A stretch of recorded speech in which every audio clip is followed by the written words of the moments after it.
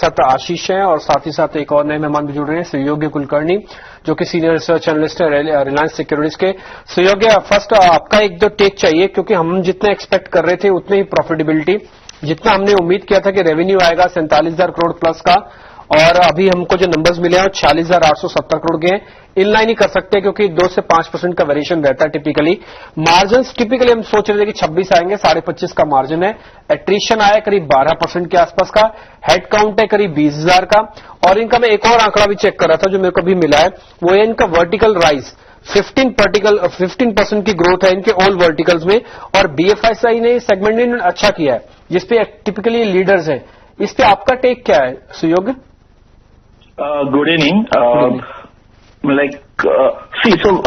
जो उनका जो रेवेन्यू है वो मेरे एक्सपेक्टेशन से मुझे स्लाइट मिस आ गया है, 1% से भी कम, और मार्जिन्स में एक्सपेक्ट कर रहा था 26.8%, उससे जो एक्चुअल मार्जिन है वो थोड़ा कम है।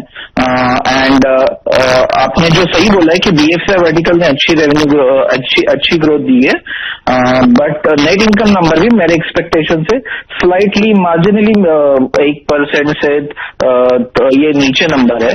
तो मेरे हिसाब से ये थोड़ा सा आई थिंक इस तिमाही के नतीजे में बोलकर थोड़े से सॉफ्टली मिस है, बट जो उसका कंपनी ने पहले भी बोला है कि इस साल उनकी जो रेवेन्यू ग्रोथ है वो डबल डिजिट रहने वाली है, और मुझे लगता है कि कॉल में भी कंपनी उनके व्यू को रेटरेट करेगी।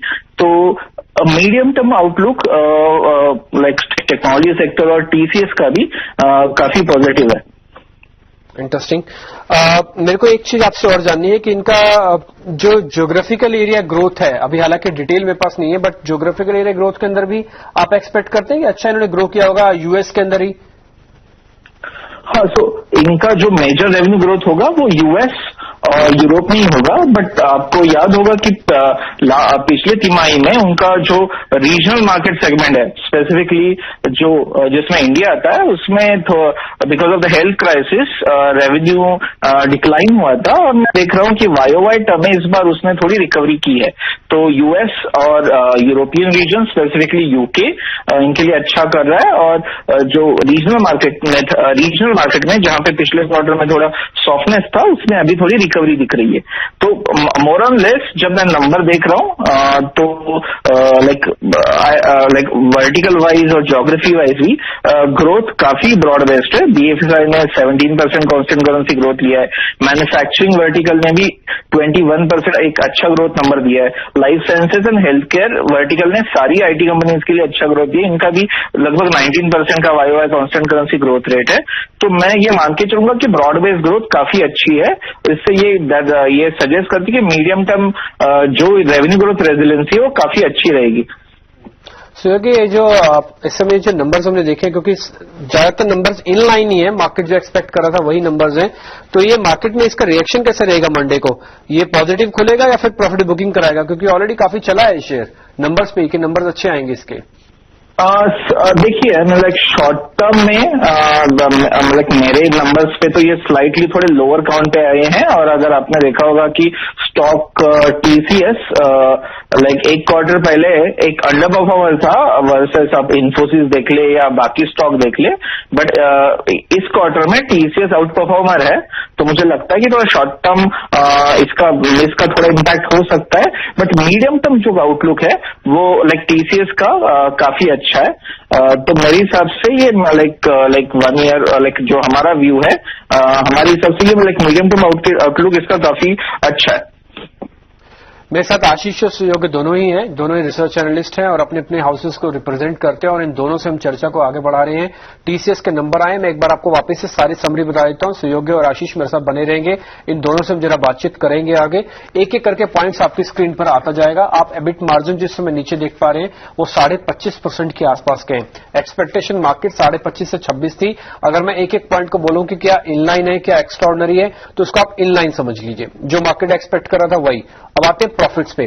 प्रॉफिट इसके करीब आए हैं 96,204, तो 96,024 करोड़ का जो नंबर आया है, ये भी मार्केट का स्लाइटली जो हमारा एक्सपेक्टेशन था उसी के अकॉर्डिंग ही है।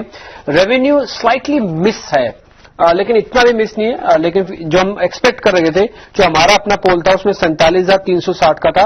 अलग अलग हाउसेस का पोल वेरी कर रहा था, किसी का 47,000, किसी का 46,800, लेकिन जो इन्होंने पोस्ट किए हैं वो किया है 46,870 का।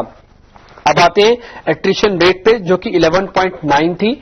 इनका जो यूएस वाला बिजनेस है, जहां पे इनकी ग्रोथ आई है, वो करीब करीब 17% के आसपास की आई है। ये एक वर्टिकल भी हमको यहां पे पता लगा है। इनके मैन्युफैक्चरिंग बिजनेस से जो ग्रोथ आई है वो करीब आई है 21%। तो ये एक और डिवीजन है जो कि हमको 2 पॉइंट इसके और पता लगे हैं। साथ ही इनका जो एबिट मार्जिन है, जो मैंने आपको शुरुआत में बताया, वो करीब 25.5% के आसपास का है। सुयोग, एक चीज मेरे को और बताइए आप, इनका जो मैन्युफैक्चरिंग डिवीजन है वहां पे 21% की ग्रोथ आई है। इसका मतलब यह है कि जो मैन्युफैक्चरिंग एक्टिविटीज खुली थी उसका अच्छा बेनिफिट इनके पास आया है टोटल बैलेंस शीट्स में। हाँ, अब ये राइट ऑब्जर्वेशन है। और एक बात है कि जो टेक्नोलॉजी एडॉप्शन है उसमें थोड़ा सा manufacturing vertical compare to BFSI retail या टेक्नोलॉजी वर्टिकल देख लो, उससे थोड़ा सा ये इतना डिजिटल अडॉप्शन का रेट वहां पे कंपैरेटिवली थोड़ा कम है। तो मैन्युफैक्चरिंग वर्टिकल मीडियम टर्म में एक अच्छी ग्रोथ दे सकता है than other probably the other verticals. तो आप इसलिए देखोगे काफी सारी डील्स मैन्युफैक्चरिंग कंपनी से आ रही है। इन्फोसिस को भी एक ऑटोमोबाइल कंपनी से एक लार्ज डील मिली थी, और सप्लाई चेन मैनेजमेंट और ER&D सर्विसेज में टेक्नोलॉजी स्पेंडिंग पहले से काफी ज्यादा परसेंटेज में ग्रो हो रही है। मैं 3 आंकड़े आपके सामने और रखूंगा इसके अंदर। एक तो यूएस की जो ग्रोथ आई है इनका बिजनेस का, वो 20% है। लैटिन अमेरिका, जो कि इनका बहुत बड़ा एक बिजनेस का एरिया है, वहां से करीब 15% है। यूके में सारी आईटी कंपनीज को ये हरा देती है, क्योंकि इसका यूके का बिजनेस बहुत अच्छा है। वहां पे करीब 13% के आसपास की ग्रोथ आई है। तो जो ग्रोथ टर्म्स पे है वो भी हमको ठीक ही लग रहे हैं। एक बार आशीष, आपकी रिकमेंडेशन चाहिए। यूएस, लैटिन अमेरिका और यूरोप, इन सब में इनकी जो ग्रोथ है वो डबल डिजिट ग्रोथ है, और यूएस में तो 20% की ग्रोथ है। इस पर आपका टेक क्या है? ये ठीक है, इनलाइन है, या फिर आपने कुछ और एक्सपेक्ट किया था इस पे? नहीं, आप लास्ट कमेंट्री आप उनका सुनोगे तो इवन लास्ट मंथ में भी वो यही बोल रहे थे कि हम ब्रॉड बेस्ड डिमांड देख रहे हैं। तो वो ग्रोथ कंटिन्यू होने वाला था। ओनली इशू था कि इंडिया बिजनेस जो लास्ट क्वार्टर में 14.1% डिक्लाइन था। नाउ आप ईयर ऑन ईयर देखोगे वो कम बैक किया है strongly. So demand environment strong है, एंड नाउ इंडिया बिजनेस भी आ गया है ग्रोथ ट्रैजेक्टरी में। सो ये एक्सपेक्टेड था कि ये लार्ज कंपनी है, one of the best company है, एंड सो एक्सपेक्टेड लाइन पे उन्होंने ग्रोथ अक्रॉस द ज्योग्राफी दिए हैं। आशीष, मैं थोड़ा प्राइस सेंसिटिव हो रहा हूं। अगर मान लीजिए मंडे को ये जिस रेट पे आज क्लोज हुआ है 3935 पे, कितना एक्सपेक्ट करें कि गैप डाउन कर सकता है या फिर स्लाइटली पॉजिटिव ही खुलेगा? कोई नंबर्स तो इन लाइन है, आपका रिएक्शन क्या है इस पे? मेरे को लग रहा है कि क्योंकि एक्स्ट्राऑर्डिनरी नंबर आते तो शायद और चलता। आप सही बोल रहे हो, बट बात ये है कि मैं जैसे पहले बोला है, टीसीएस जो है इस बार अच्छा ग्रोथ दिया है। लास्ट टाइम उसका ग्रोथ रेट जो था वो इम्पैक्ट था इंडिया बिजनेस की वजह से। नाउ वो सब एक्सपेक्ट कर रहे थे कि इंडिया बिजनेस वापस आएगा, जो भी अदर रीजनल एरिया है वहां पे भी, उस इमर्जिंग एरिया है वहां पे भी ग्रोथ आएगा।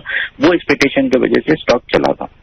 एंड नियर टर्म में मे बी अब हो सकता है ब्रॉडली इनलाइन है, एंड तो ज्यादा स्टॉक मूव ना करें। हमें पता भी नहीं है वो डील विंस कितना है, वो भी देखना है, एंड मैनेजमेंट कमेंट्री क्या है। So based on that also वो स्टॉक का रिएक्शन रहेगा। नियर टर्म में बोलना मुश्किल है, but medium term long term में one of the companies should be in the portfolio. So sure, ठीक है। आशीष, मेरे साथ 1 मिनट बने रहेगा। सहयोग भी है। सहयोग एक चीज है, क्योंकि गाइडेंस तो देती नहीं है इन्फोसिस की तरह, लेकिन गाइडेंस हमको खुद से थोड़ा कैलकुलेट करना होगा। ये डॉलर टर्म्स में जो कांस्टेंट करेंसी इनकी ग्रोथ है वो भी ठीक है। आपको डॉलर में ज्यादा फ्लक्चुएशन तो नहीं दिखती है, क्योंकि ग्लोबल क्राइसिस तो है, फ्यूल के क्राइसिस भी हैं। तो डॉलर टर्म्स में जो इनकी ग्रोथ आई है करीब 15% के आसपास की, वो ठीक है। रेवेन्यू ग्रोथ इनकी ठीक है। रेवेन्यू ग्रोथ में मुझे कोई प्रॉब्लम नहीं दिख रहा। एंड आगे जाके अगर यूएसडी आईएनआर में अगर आईएनआर ज्यादा डेप्रिशिएट होता है तो उनको मेरे हिसाब से मार्जिन में बेनिफिट हो सकता है। बट डील विंस का डेटा मेरे पास अभी नहीं है, बट जैसे इनकी पिछले क्वार्टर की डील विंस थी एंड जो अभी प्रेस रिलीजेस भी उन्होंने जो अनाउंसमेंट किए थे नए डील विन से, ऐसा लग रहा है कि मेरे हिसाब से इनके इस साल की ग्रोथ और नेक्स्ट ईयर की ग्रोथ में भी डबल डिजिट रहने की काफी प्रोबेबिलिटी है। मैं एक एक करके सारी हाइलाइट्स आपके सामने रख रहा हूं, और इन्होंने डिविडेंड भी दिया है 7 रुपए पर शेयर का, जिसको ये भी ध्यान रख सकते हैं। इनका जो एलटीएम आईटी एट्रिशन रेट है वो 11.9 है, जो कि लोवेस्ट इन द इंडस्ट्री है। ये भी नोटिस करने वाला, हमने आपको बताया था इसका 11.5 का एट्रिशन रेट है, ये बता रहे हैं हमारा लोवेस्ट इन द इंडस्ट्री है। और इन्होंने जो ग्रोथ दिखाई है अपने पार्टिसिपेशन में, इनके लोगों को भर्ती करने में, जो वर्कफोर्स है उसमें बता रहे कि 150 नेशनलिस्ट इनके पास है, यानी कि इतने ज्यादा लोग इन्होंने, और अलग अलग कंट्री में इनके पास है। 19,690 लोग इन्होंने यहां पे जोड़े हैं। नेट कैश फ्रॉम ऑपरेशंस उसमें 103% है वो, जो कि नेट इनकम का है, जो कि है 9,945 करोड़ रुपए के आसपास का।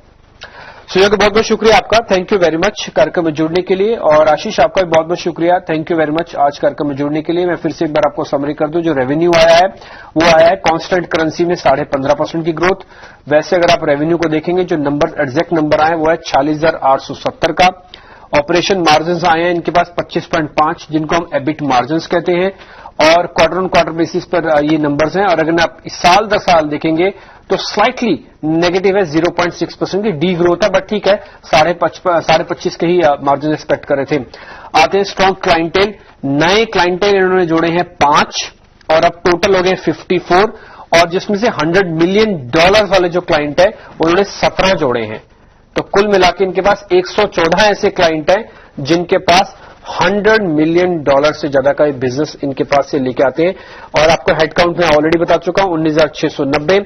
जो मार्केट के एक्सपर्ट्स हैं वो ये कह रहे हैं कि इनलाइन नंबर्स हैं, मार्केट के अंदर प्राइजेस से काफी हद तक डिस्काउंटेड दिखे, और भारत में इनका कारोबार, यूरोप में इनका कारोबार, लैटिन अमेरिका में कारोबार सब डबल डिजिट में है, 10% से ज्यादा है। सबसे ज्यादा यूएस के अंदर और इंडिया के अंदर इनका कारोबार बढ़ा है। सरकारी ऑर्डर्स भी इनके पास काफी होते हैं, और यूएस के अंदर भी 20% का इनकी ग्रोथ आई है बिजनेस में, और यूके के अंदर करीब 13% की ग्रोथ इनकी यूके में आई है।